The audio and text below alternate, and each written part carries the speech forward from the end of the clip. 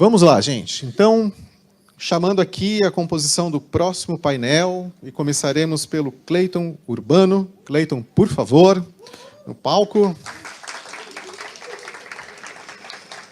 Você tem torcida aí, ó. Cleiton é jornalista e possui pós-graduação em comunicação empresarial e MBA em gestão empresarial pela Fundação Getúlio Vargas. Trabalha no Grupo Neo Energia desde 2007, onde atualmente gerencia a área de comunicação interna e cultura. Dentre suas atribuições estão, além de manter o nível de informação e engajamento dos colaboradores, liderar o programa de voluntariado corporativo e as ações da empresa voltadas à diversidade e inclusão. Muito obrigado, Cleiton, pela sua participação. Thaís Moraes, por favor, Thaís. Com 25 anos de experiência em comunicação corporativa e responsabilidade social, 16 dos quais em posições de liderança, a executiva carioca tem uma trajetória marcada por empresas globais da indústria de embalagens de bebidas. Na Coca-Cola, atua como diretora de comunicação para Brasil e Cone Sul, atendendo também aos países Argentina, Bolívia, Chile, Paraguai e Uruguai. Tá fácil, né, Thaís? E é responsável pelo crescimento digital da marca corporativa, relacionamento com imprensa, reputação da companhia e marcas, comunicação para sustentabilidade e relacionamento com o público interno. Graduada em jornalismo pela Universidade Estadual do Rio de Janeiro, Thaís conta com MBA em gestão e desenvolvimento de negócios pela Universidade Federal do Rio e especialização em recursos humanos pela Universidade de Alberta, no Canadá. Muitíssimo obrigado, Thaís, por estar com a gente. Luciene, por favor, Luciene. Luciene Cristina da Silva, gerente-geral de comunicação aqui na Vale. Mulher, negra, mãe do Eric e do Igor, executiva de comunicação com mais de 20 anos de atuação no setor de mineração. Tem formação em jornalismo e relações públicas e especialização em gestão da comunicação e comunicação internacional. Tem sólida experiência nos diversos processos de comunicação e atua como líder há mais de 15 anos. Esteve à frente do time que conduziu a comunicação local da mineradora após o rompimento da barragem de Brumadinho, em Minas Gerais. Atualmente é gerente-geral de comunicação com empregados e comunidades na empresa. Muitíssimo obrigado por estar com a gente. Fechando, vamos lá, mais duas pessoas. Luciana Teixeira, por favor, Luciana.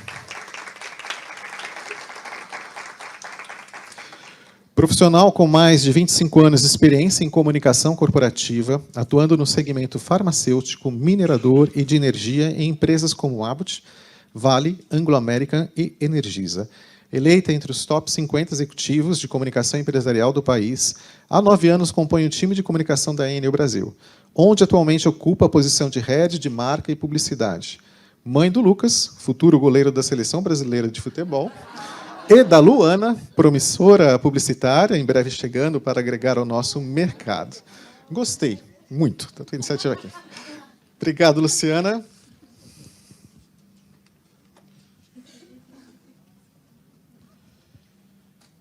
E Clarice. Cadê a Clarice Furlani? Por favor, Clarice.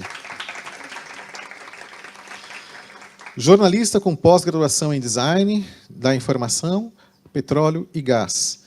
Atuou em redação jornalística até 2006. Na Petrobras, há 19 anos, exerceu funções de gestão em assessoria de imprensa, comunicação de crise, gerenciamento de projetos, planejamento e comunicação interna.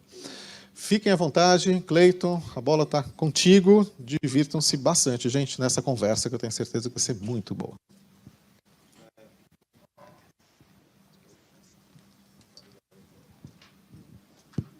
Oi, agora.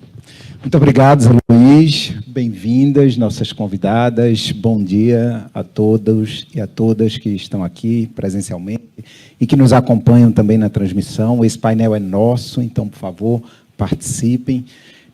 A ideia aqui é a gente discutir um pouco desse tema tão desafiador, né, gente? Porque não tem gestão sem comunicação, não é? Então, a comunicação da liderança ela é essencial para qualquer empresa, a gente assuma isso ou não, da menor empresa que exista, se tiver um empregado, o dono vai ter que estar ali comunicando com esse um empregado, ou estruturas gigantes, como a gente tem aqui, todos precisam da comunicação, da liderança, e esse painel, justamente, é para a gente tentar debater um pouco sobre isso e também trazer um pouco da nossa experiência. Então, vocês, por favor, fiquem bastante à vontade.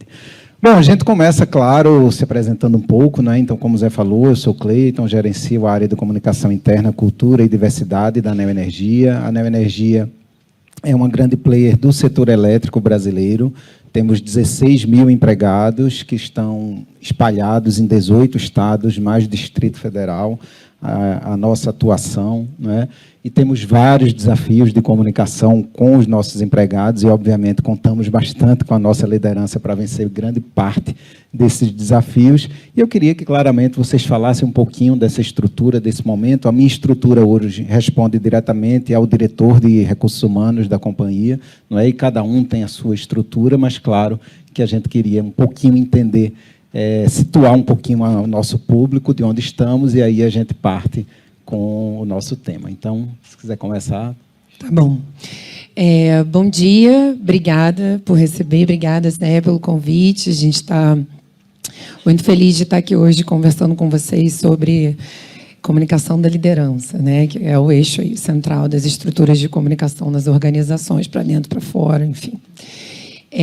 Em Coca-Cola, né? Eu sempre gosto de explicar um pouco a estrutura de Coca-Cola, não é muito clara para as pessoas. Coca-Cola é uma organização franqueadora, então eu sempre falo que Coca-Cola não produz bebida, que ninguém acredita nisso.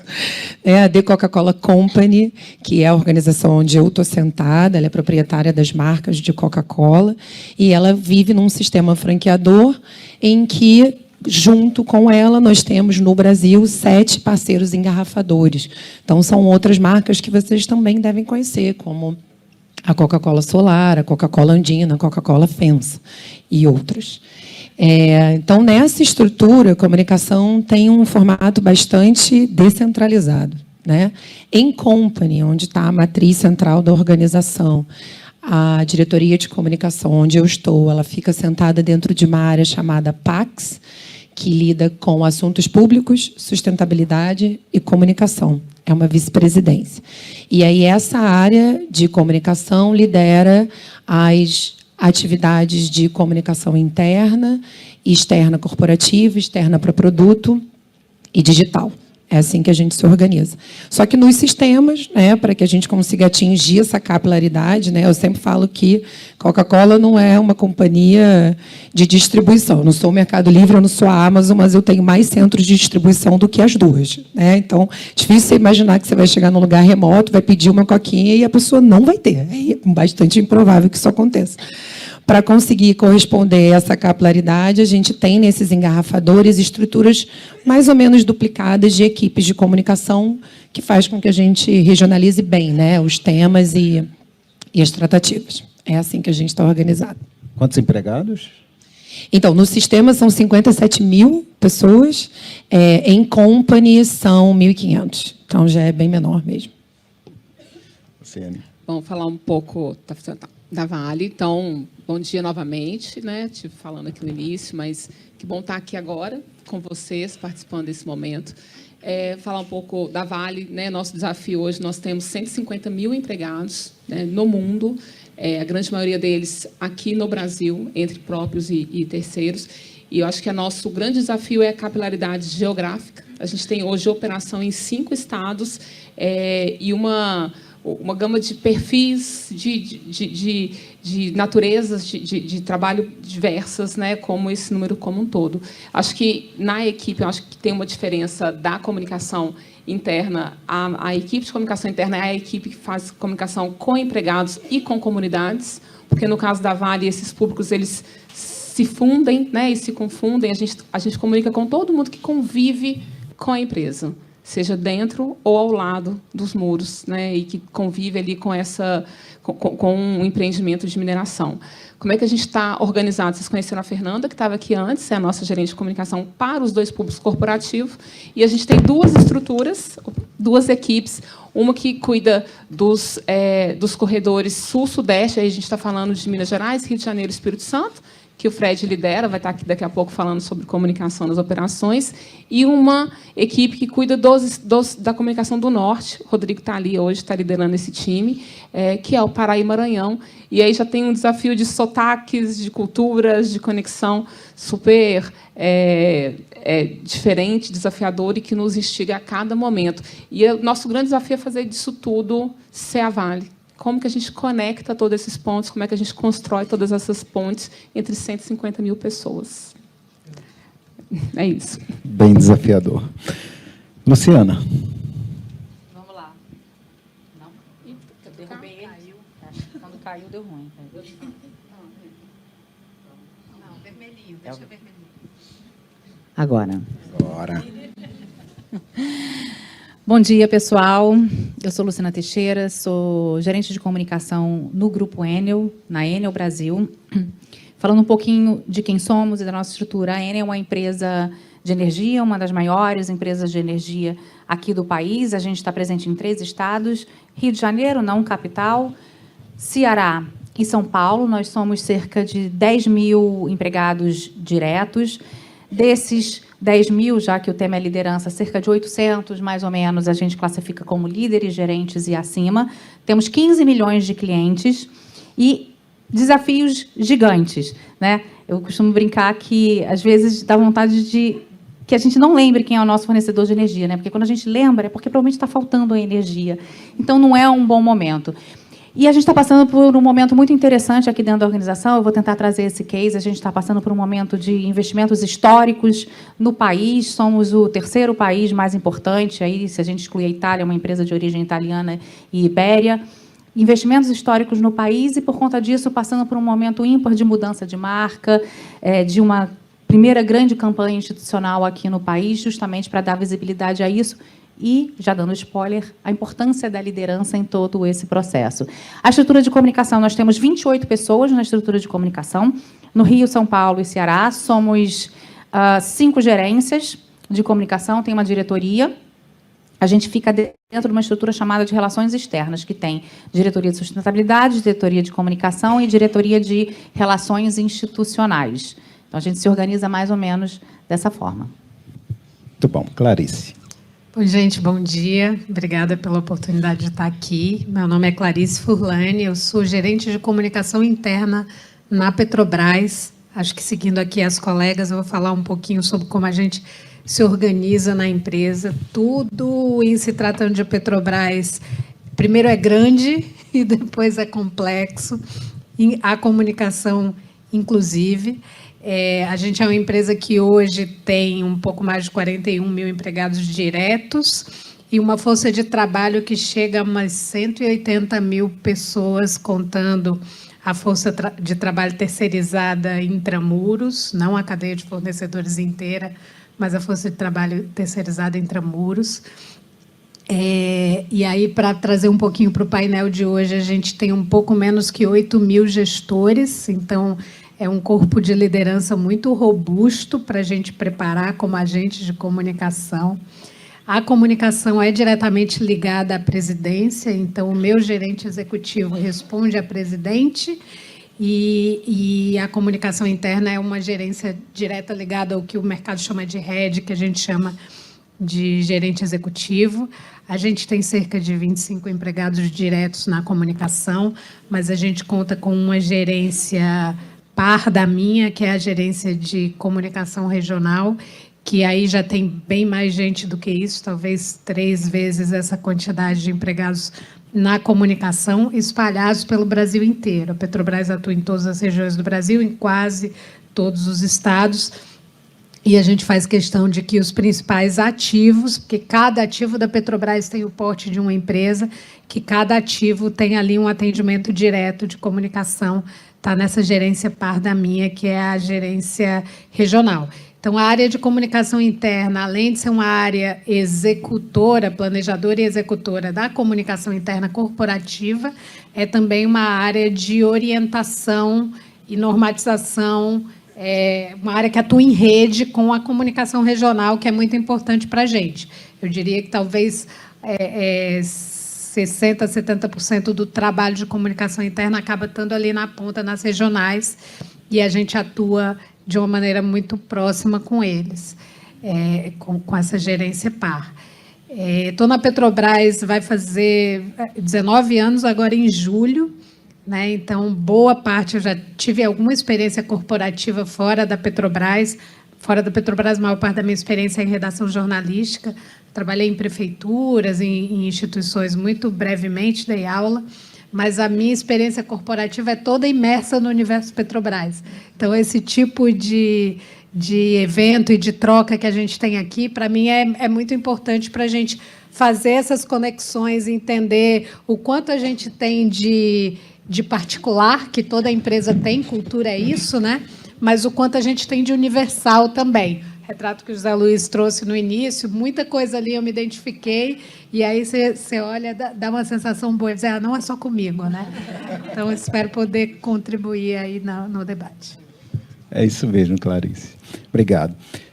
Bom, gente, como eu falei, o painel é participativo. Eu vou para a primeira pergunta e provocação aqui, mas deixa eu pedir para o pessoal da produção colocar novamente o QR Code aqui de perguntas do Slido, tá, na tela, 1 minutinho só para o pessoal aí também poder participar, e você que está no online também poder mandar sua pergunta, a gente está acompanhando aqui e vamos trazer. Mas aí, minhas convidadas, nossas convidadas, vamos direto ao ponto, né? Como é que vocês têm trabalhado esse papel da liderança como esse agente ativo na comunicação na empresa de vocês? E lembrando que comunicação tem comunicação, obviamente, para dentro, né? Para os empregados, 150 mil, 57 mil empregados, enfim, e tem todo o público, né? O líder como um porta-voz da empresa. Quais são esses principais pontos que vocês estão trabalhando para esses líderes, e que muitas vezes não são poucos, né? 8 mil líderes, 800 líderes, no meu caso, 1.200, e, enfim, muitos aí. Vocês podem, por favor, começar. Vou eu? A gente vai ficar esticadinha? Não necessariamente. Bom, vamos lá. Primeiro, eu acho que não tem isso do líder para dentro e para fora, é impossível, né? Hoje a gente sabe que as lideranças convivem nos ambientes digitais, elas estão o tempo inteiro compartilhando os seus pensamentos, dando entrevistas, sendo escutadas em eventos internos, em fóruns externos. Então, embora a gente tenha um cuidado exacerbado nessa empatia extra, vamos dizer, nessa relação muito mais próxima e humana que ele vai ter dentro de casa, ainda assim é um único personagem, né? Senão, inclusive, fica esquisito. Mas, como a gente tem olhado isso, né? Se for pegar Trust Barometer, né? Assim, não sei se todo mundo conhece, um dos estudos da Edelman tem aí mais de 20 anos, super sólido, e que olha a confiança, né? Que eu acho que a liderança está pautada nisso, em exceção, em excessivo, né? Na confiança.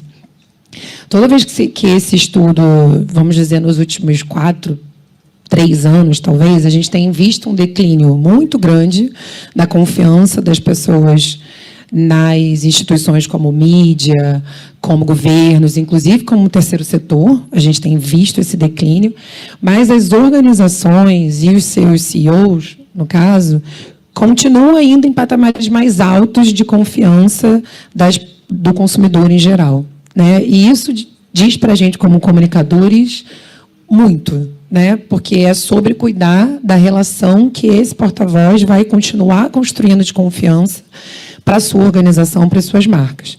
Então, acho que tem uma essência de entender essa responsabilidade que é muito importante para a gestão da comunicação para a liderança e para o próprio líder comunicador, né? A gente precisa conseguir com que isso floresça, né? E aí, no outro painel, as meninas terminaram falando sobre liderança na comunicação, e é isso até, a Clarice, a gente estava falando no café, que as coisas se confundem um pouco, né? Quando você está falando de comunicação, os assuntos vão se permeando, não tem muito como. Mas o que me chama muito a atenção nesse processo é que, nas organizações, a gente vai ter muita gente que fala, né? Assim, vindo da Coca-Cola, é uma marca que todo mundo conhece, ela vai formando lideranças. Eu falo sobre inteligência artificial, eu falo sobre gestão de pessoas, eu falo... E todo mundo tem uma opinião para dar, uma coisa para falar, né? Mas do nosso cuidado, da nossa responsabilidade, escolher exatamente quem são os porta-vozes. E como essa liderança vai conseguir falar e reagir à medida em que os assuntos aparecerem. e definir essas editorias, né, quem são as melhores pessoas para essas editorias, garantir que elas estejam sempre muito preparadas, é o que vai garantir essa confiança. Então, você tem uma voz que fala, né? É muito importante que as nossas pessoas se sintam empoderadas e conhecedoras dos temas da organização, inclusive dos temas delicados, porque é uma questão de transparência. Mas esse grupo, que é uma liderança de porta-vozes mais qualificado, vamos dizer assim, e que vai estar pronto para agenda positiva ou para crise, é o que vai garantir um colchão reputacional forte, né? Então, eu acho que vai mais ou menos por aí. Bom, deixa eu pegar aqui, não sei se a gente vai em fila. Eu acho o Zé Luiz comentou que esse é um tema que está em todos os diálogos, é um tema sempre pedido.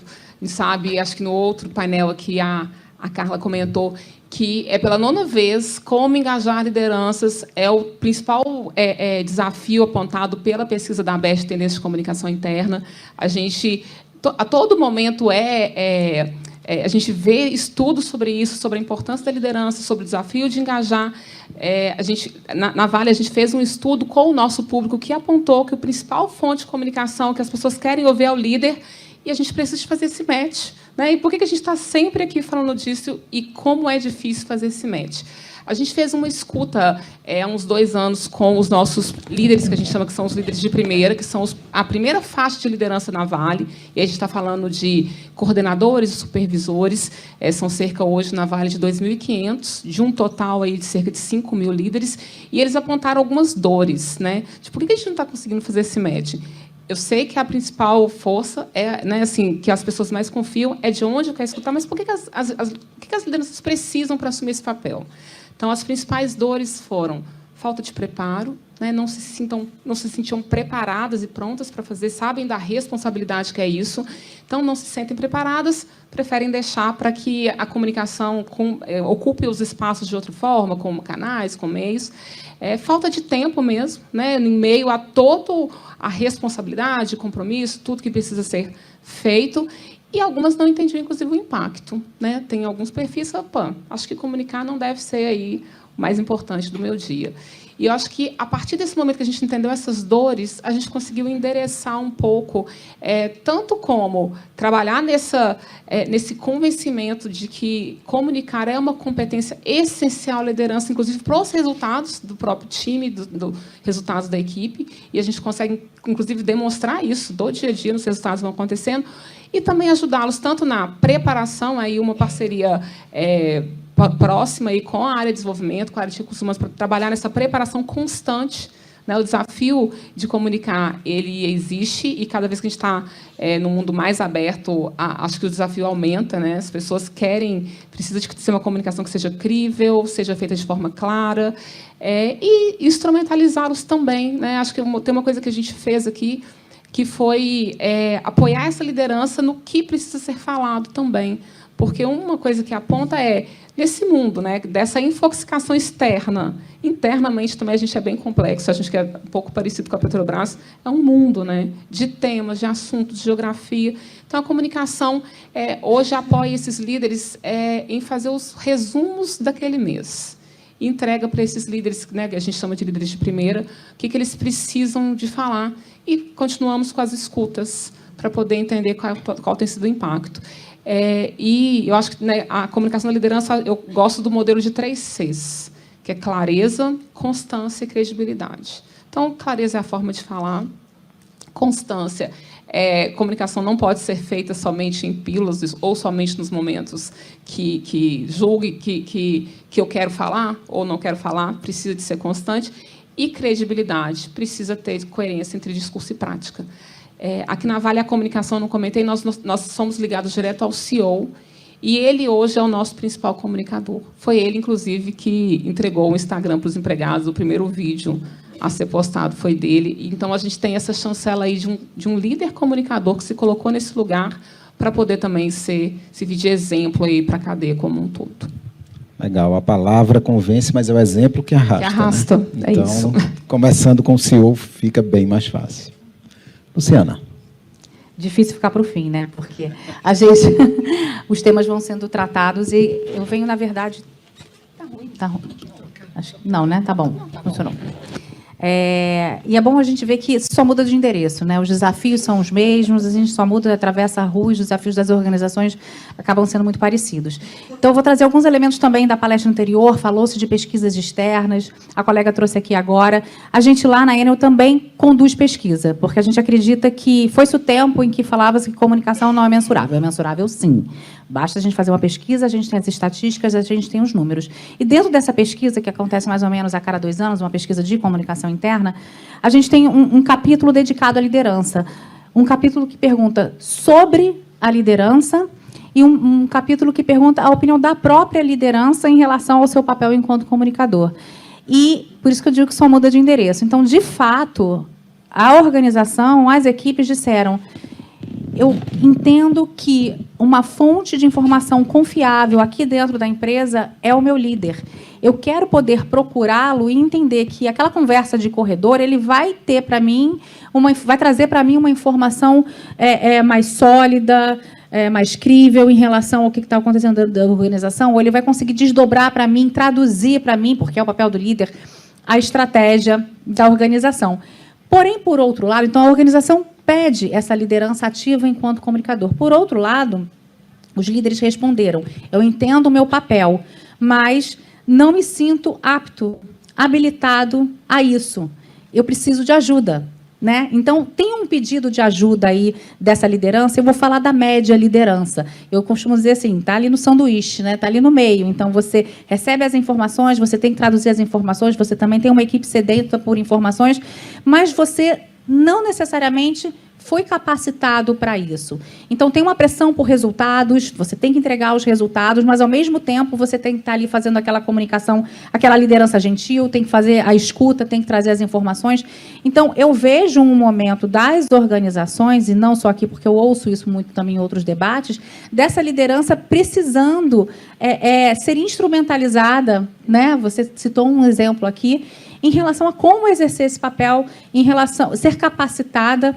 E aí eu vou abrir também um parênteses aqui, porque a comunicação interna, a despeito de estar com presidência, com seja lá qual vice-presidência, ou dentro do RH, dentro da gestão de pessoas, ela caminha de mãos dadas com gestão de pessoas. Não tem como fazer comunicação interna sem estar ali sentado com um coleguinha e estar todo mundo trabalhando junto, porque isso está muito relacionado. Então, essa liderança precisa ter esse olhar atento de gestão de pessoas, ter essa capacitação, ter esse repasse de informações.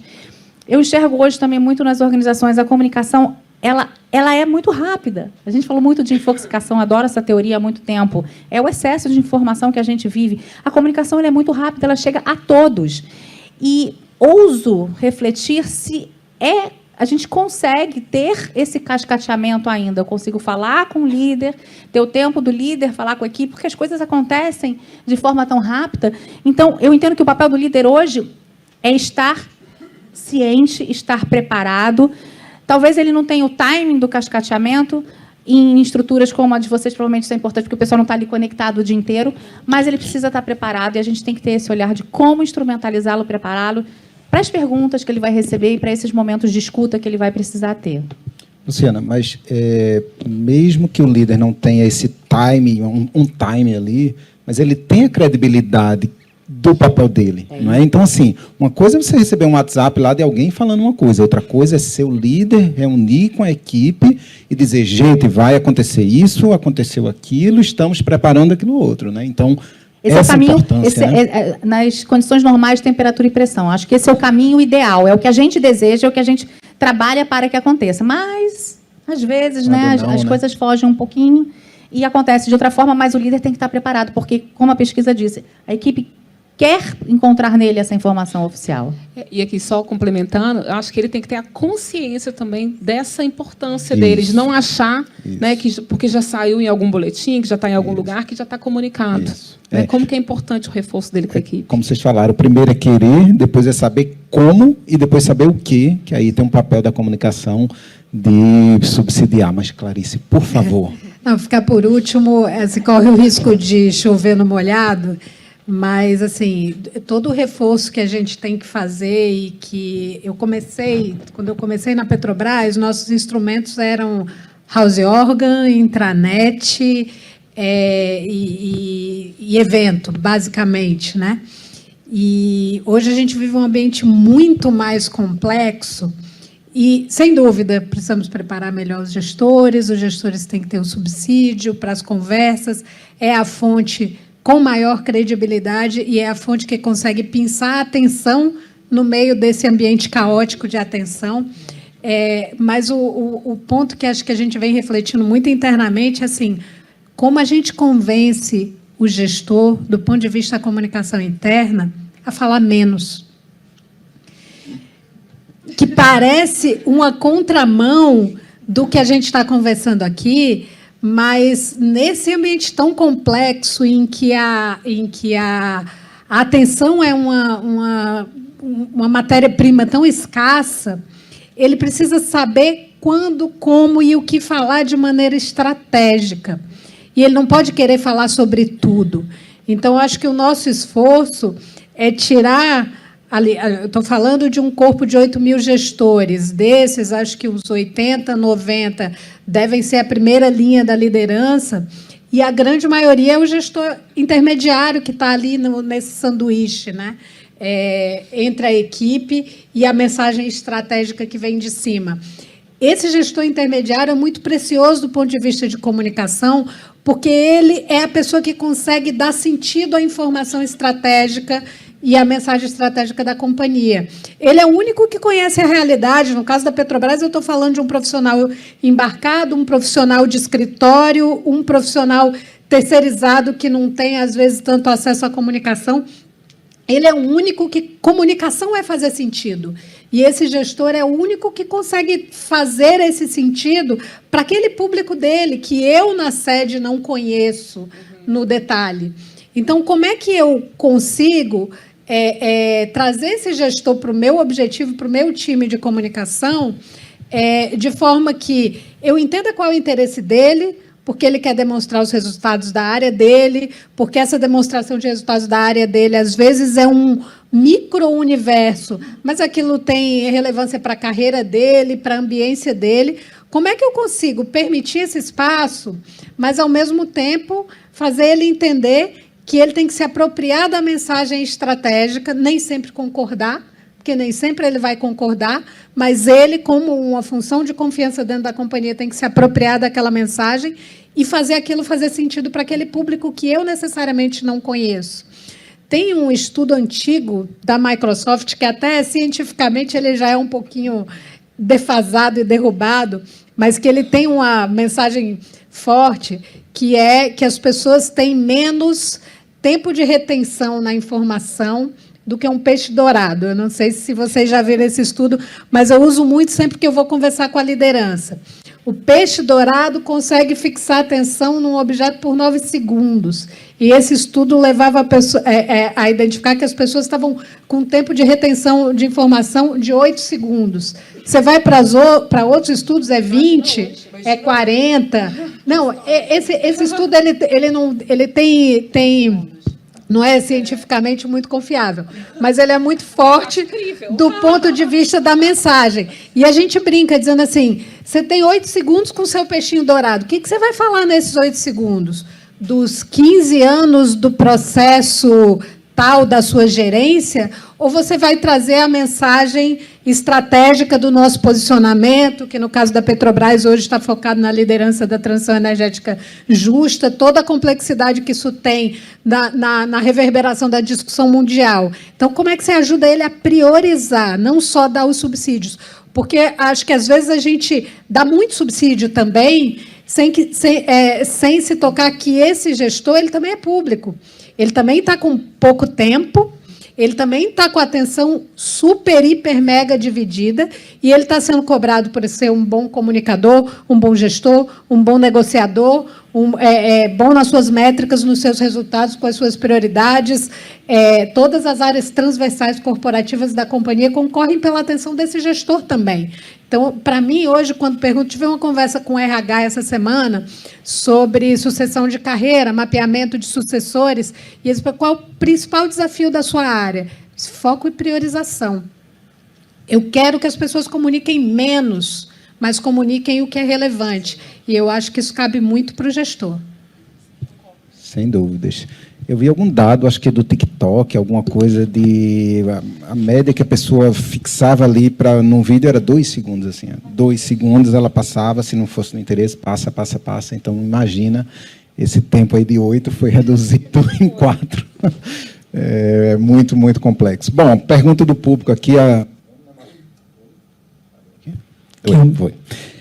Vamos na mais curtida por enquanto, né? Acho que essa aqui, inclusive, renderia uma tese de doutorado para a gente aqui, mas vamos tentar. Então começa por lá. Então a gente começa por lá. Essa comunicação é um pilar estratégico, porque ainda vemos líderes tratando como algo secundário, delegável. O que falta para virar essa chave? Eu acho que talvez falte a gente entender, vou emendar no final da minha fala, que esse gestor ele também é público. Qual é a dor dele, né? O que ele está vivendo? O que está sendo cobrado dele? O que está sendo medido? E aí é aquele papel RH e comunicação de mãos dadas. O que está sendo medido no gerenciamento de desempenho desse gestor? A gente fala no discurso da importância da comunicação, mas a gente mede isso, e isso faz diferença na carreira do gestor dentro da empresa? Isso talvez seja, de fato, um fator diferencial muito grande. Esse gestor ele é reconhecido pelo seu papel de comunicador, ou eu, como área corporativa, sou só mais uma área que está dando uma tarefa, uma missão para ele, que é importante para os meus resultados, mas não para os dele, né? Acho que isso tem um ponto muito forte. Eu queria retomar, a Thaís trouxe no início o estudo da Edelman, o Trust Barometer. A gente fez recentemente, tem acho que menos de 2 meses, uma apresentação desse estudo para a alta liderança da Petrobras, para os gerentes executivos. E ele traz isso, que é um dado que a gente já conhece há muito tempo, de que o gestor, a pessoa é aquela que tem entre as instituições, aquele que tem a maior credibilidade. Mas ele trouxe uma coisa que ficou muito na minha cabeça, que é a questão do ativismo hostil.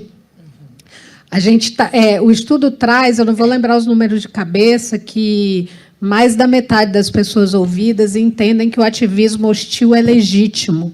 E dentro desse ativismo hostil, a questão da desinformação intencional está lá.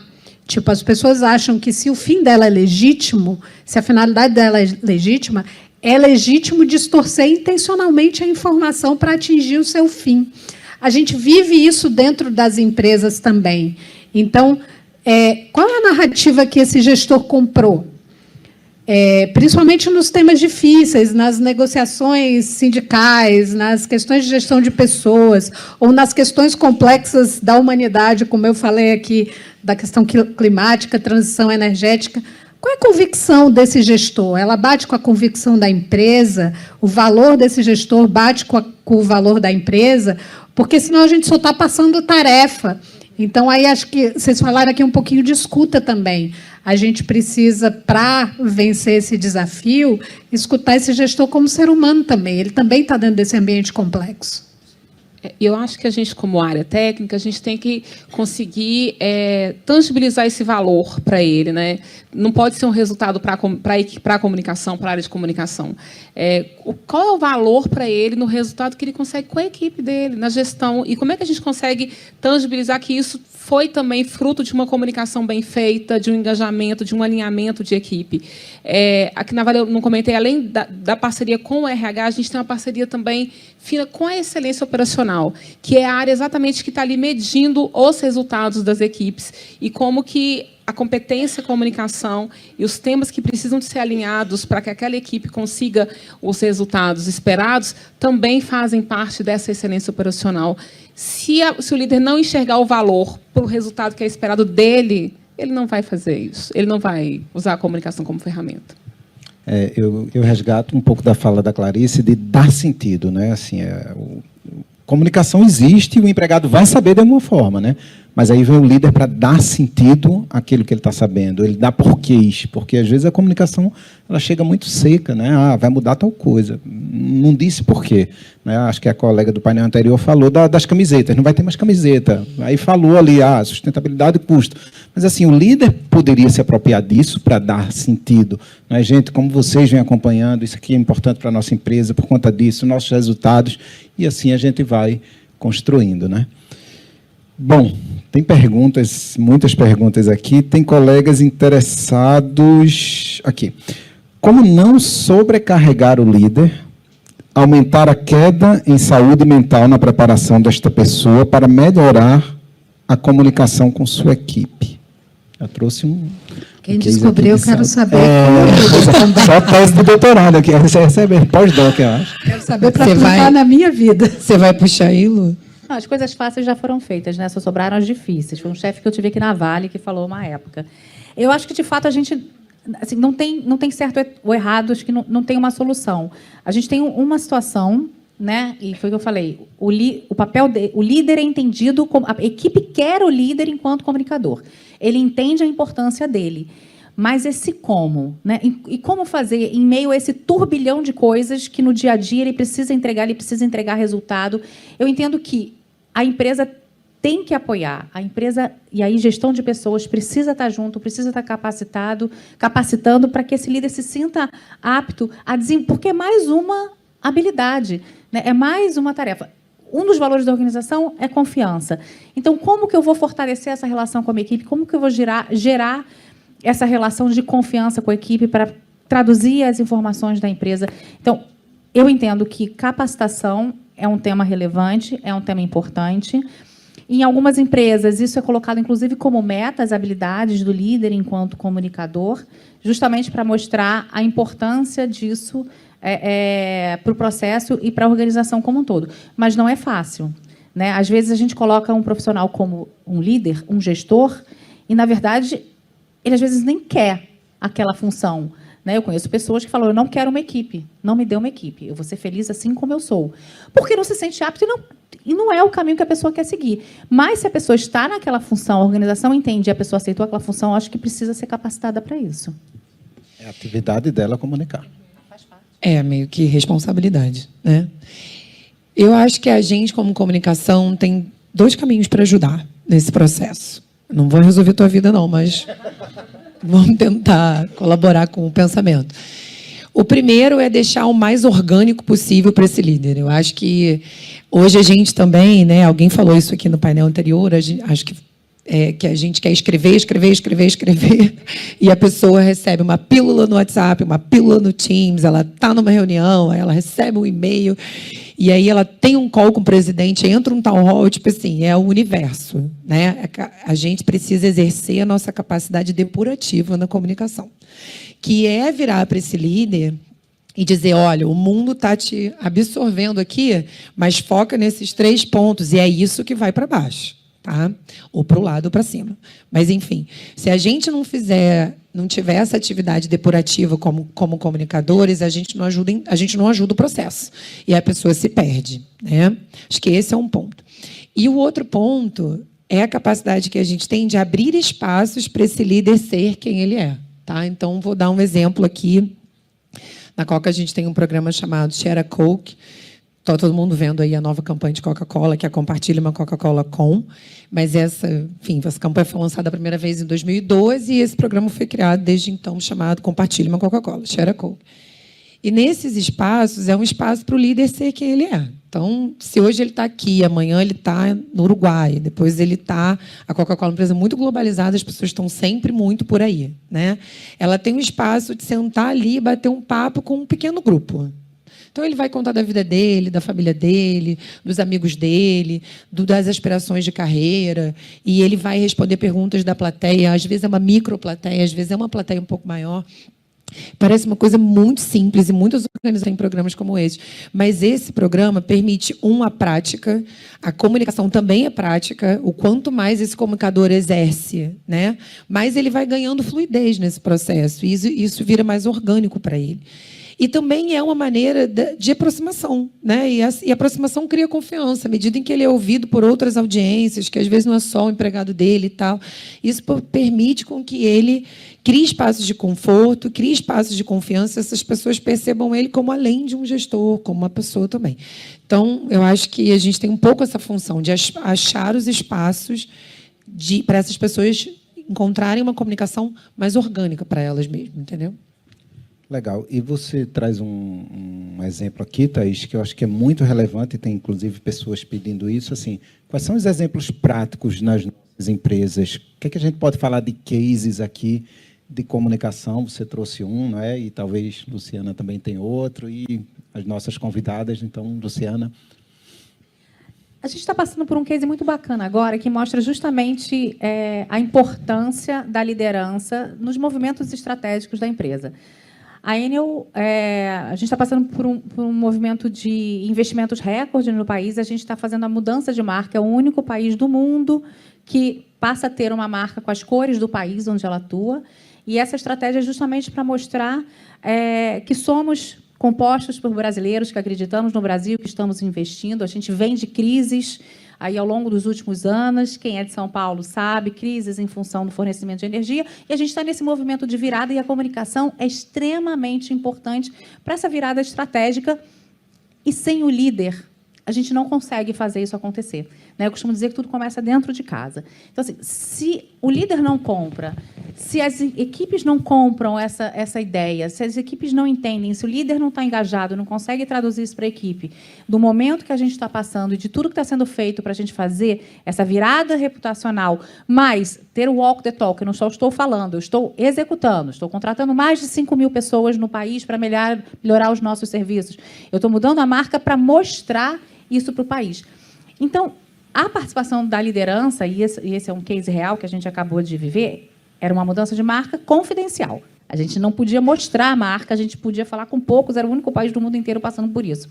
Mas se a gente não conseguisse abrir para lideranças-chave, e nem para todas foi possível, a gente não ia conseguir tangibilizar isso e fazer essa virada e tornar isso real no momento, no dia D, que a gente chama, que foi no dia 15 de abril. Então, o envolvimento da liderança, a participação, porque é ela que vai conseguir fazer essa roda girar, azeitar essas equipes para que as coisas funcionem. Sem esse engajamento da liderança, isso não acontece. E sem o entendimento, e a gente falou aqui também, do valor estratégico que isso traz para a organização. Não estou mudando a marca porque essa é mais bonita. Não, eu estou mudando para traduzir o momento da organização, um novo posicionamento de investimentos no país e de acreditar no país, e de contratações, e etc. Então, a liderança ela tem, sim, esse papel super estratégico, que ela precisa ser engajada prioritariamente para que a gente consiga que esses movimentos se tornem possíveis.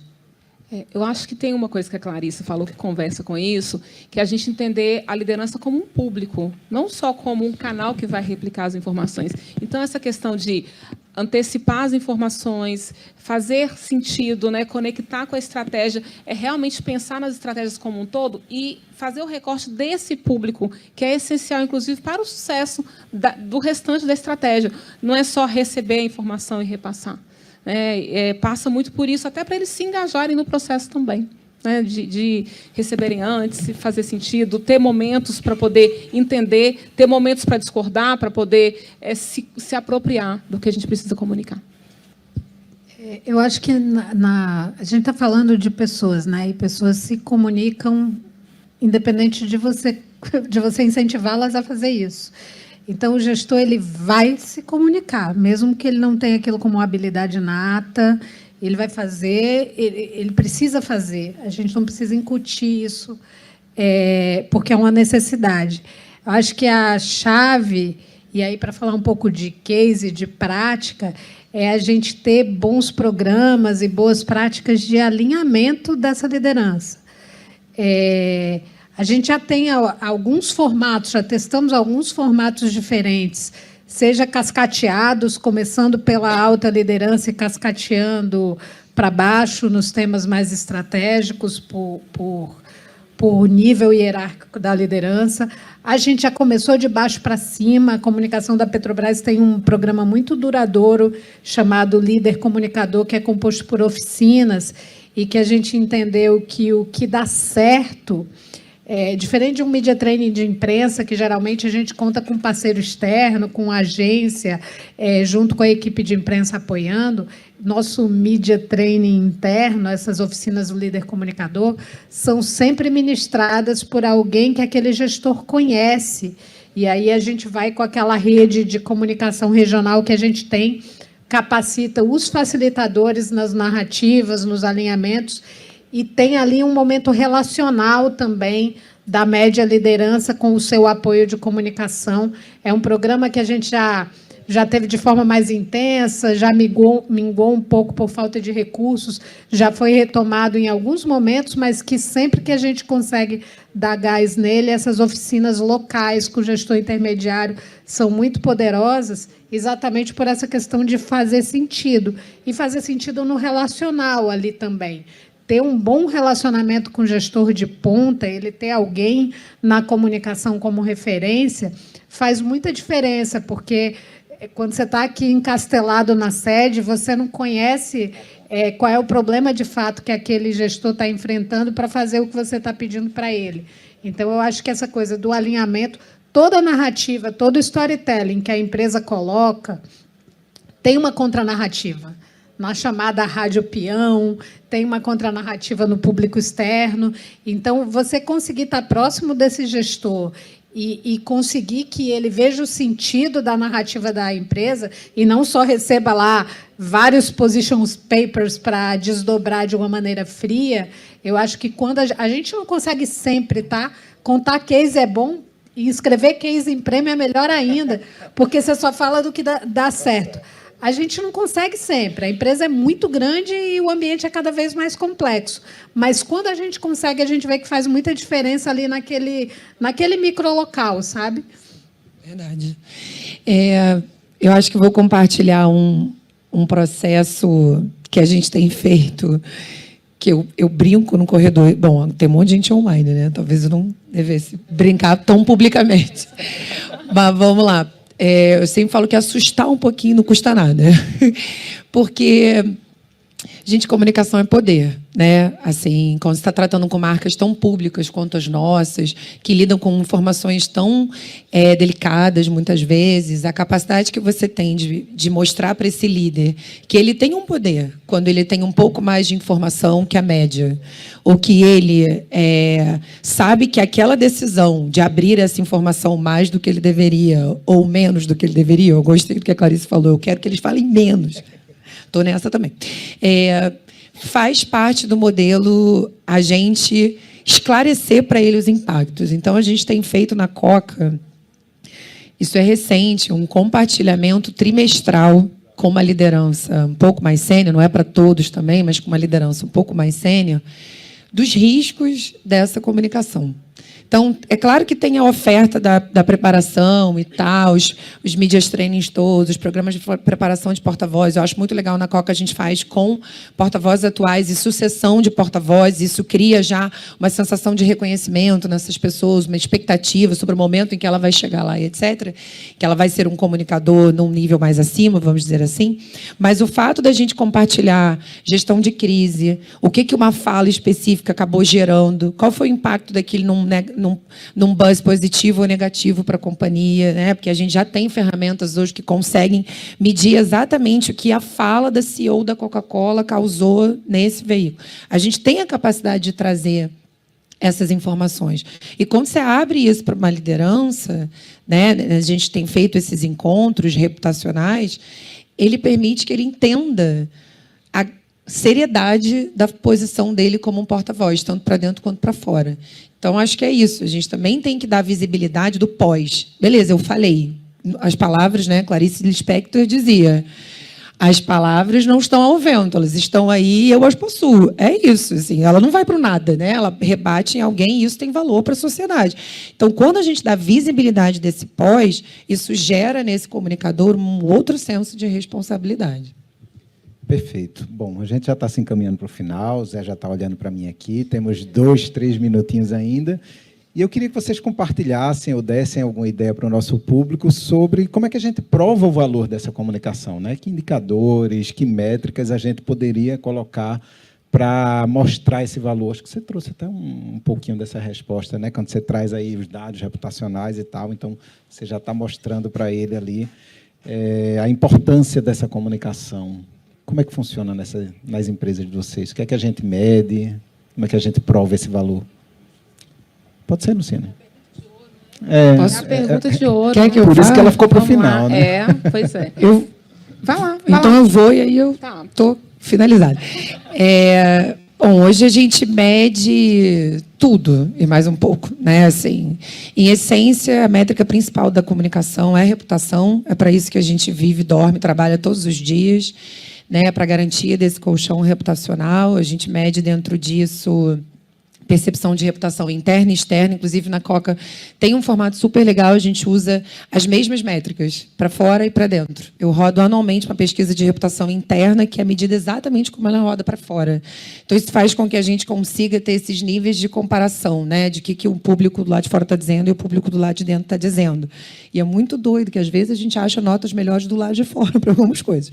Mas, enfim, então, isso, a gente olha muito buzz, como eu estava comentando. Então, o resultado de determinadas comunicações, buzz é uma métrica que é muito real-time, né? Assim, ela é na mesma hora, então a gente consegue ter essa capilaridade, saber exatamente que estado, que mercado está rodando com uma determinada informação. E aí, claro, as métricas de dentro, todas, share of voice, né? Para a liderança comunicadora, a gente tem medido share of voice, né? Quando você olha, eu quero que esse executivo, sei lá, vire um top voice do LinkedIn. Você não vai acontecer isso da noite para o dia, né? Você precisa ir entendendo o share of voice dele no mercado que ele está falando, com outros executivos que competem com ele, vamos dizer assim. Então, a gente vai olhar isso. E na liderança comunicadora, a gente vai olhar sempre nas pesquisas de comunicação interna também, né? De comunicação interna, não.